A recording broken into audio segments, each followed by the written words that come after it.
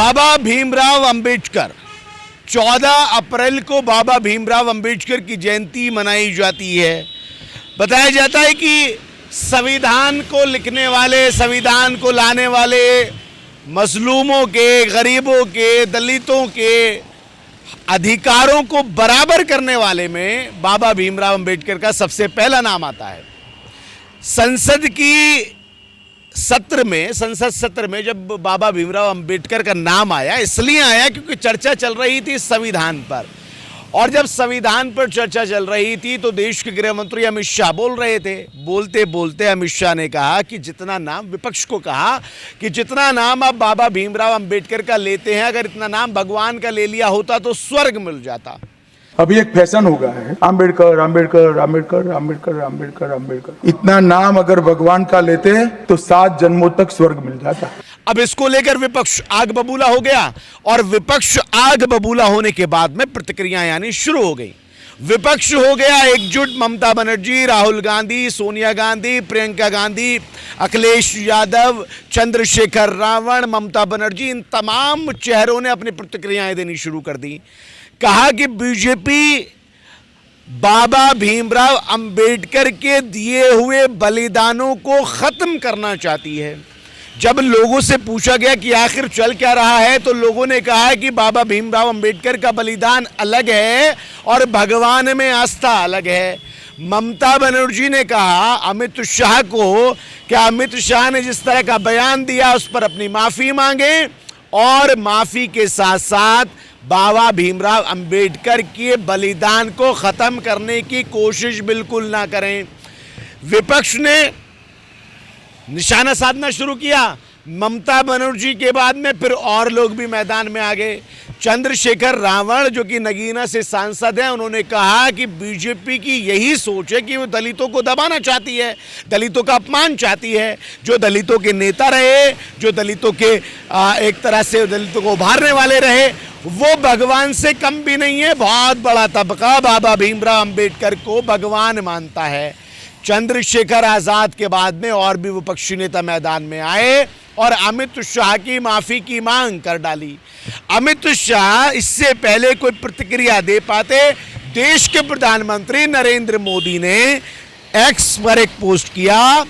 Post में लिखा कि कांग्रेस जो आज बाबा भीमराव अंबेडकर के नाम पर सियासत कर रही है, उनके नाम का इस्तेमाल करके ये दिखाना चाहती है कि बीजेपी पार्टी दलितों के खिलाफ है या बाबा भीमराव अंबेडकर के खिलाफ है, वो पहले अपना इतिहास पढ़ ले। मोदी साहब ने अपनी पोस्ट के जरिए निशाना साधते हुए कहा कि कांग्रेस ने ही बाबा भीमराव अंबेडकर को कभी नहीं अपनाया, कांग्रेस ने ही कभी बाबा भीमराव का नाम जो है वो आगे नहीं आने दिया। कांग्रेस ही वही पार्टी रही जो दलितों को, शोषण दलितों का करती रही, दलितों को पीछे करती रही। नरेंद्र मोदी जिस तरह से उनका ये बयान या फिर पोस्ट आया, उसके बाद में सियासी गलियारे फिर से गर्म हो गए। सर्द मौसम में सियासत पूरी गर्म हो रही है। बाबा साहब जिनको संविधान के लिए जाना जाता है, एक तरफ विपक्ष दुहाई दे रहा है कि अगर आज हमें बोलने की आज़ादी मिली है तो बाबा साहब की वजह से मिली है, आज अगर हमें कुछ कहने की आज़ादी मिली है तो बाबा साहब की वजह से मिली है, अगर आज हम अपना विरोध प्रदर्शन कर रहे हैं तो बाबा साहब की वजह से कर रहे हैं। विपक्ष दुहाई बाबा साहब की ये दे रहा है, और सत्ता पक्ष दुहाई दे रहा है कि विपक्ष ने तो कभी बाबा साहब का इज्जत ही नहीं की, बाबा साहब को कभी अपनाया ही नहीं, दलितों को कभी पास ही नहीं आने दिया। विपक्ष और सत्ता पक्ष की लड़ाई बाबा भीमराव अंबेडकर के पे आके अटकी हुई है।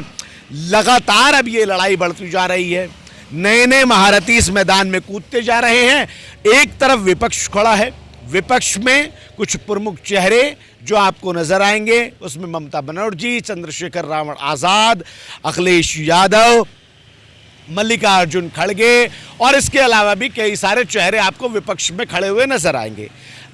अब इसके साथ साथ जब ये पूरा मामला चल रहा था तो नरेंद्र मोदी ने सबसे पहले अमित शाह का बचाव किया, और शिवराज सिंह चौहान ने भी अमित शाह का बचाव करते हुए कहा कि कांग्रेस पहले अपने गिरवान में झांके, बाबा साहब का नाम इन्होंने नहीं लेने दिया।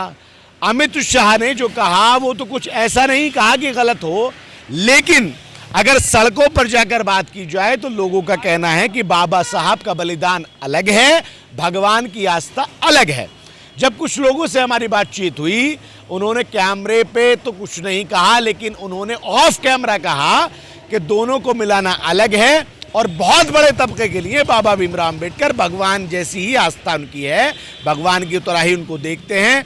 इमरान प्रतापगढ़ी जो कि कांग्रेस पार्टी के यूथ प्रेसिडेंट हैं, अल्पसंख्यक प्रेसिडेंट हैं, उन्होंने भी कहा कि अमित शाह को अपने बयान पर माफ़ी मांगनी चाहिए।